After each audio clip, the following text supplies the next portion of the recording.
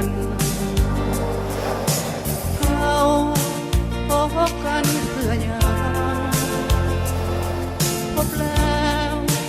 บ่สมดังหวังแยกทางกันเสียดีกว่าเขาบ่ควรพบกันลืมสัมพันธ์เถิดนาพบแล้วบ่สมปรารถนาคิดมาน้ำตาตกในเขาอย่าพบกันอีกเมื่อเขาเห็น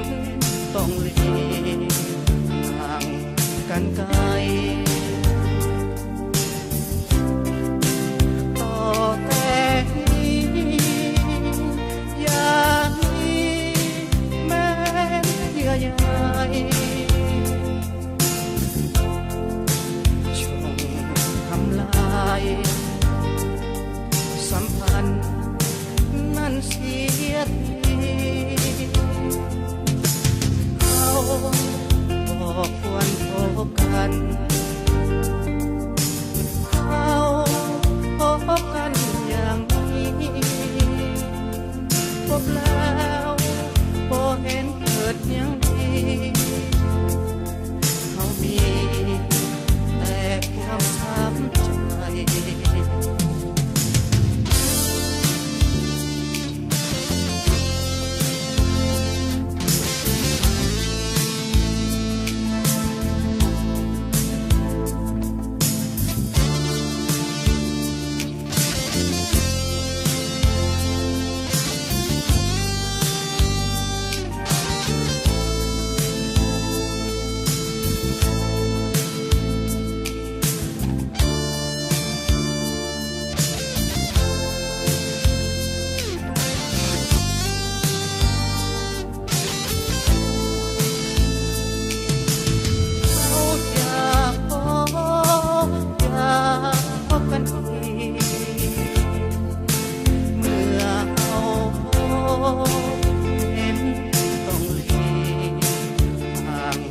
กันไกล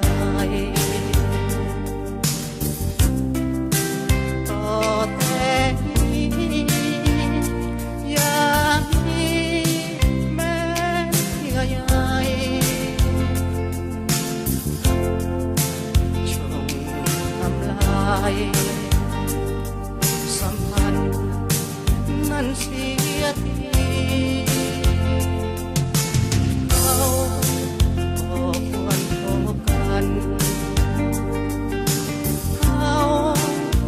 พบกันอย่างนี้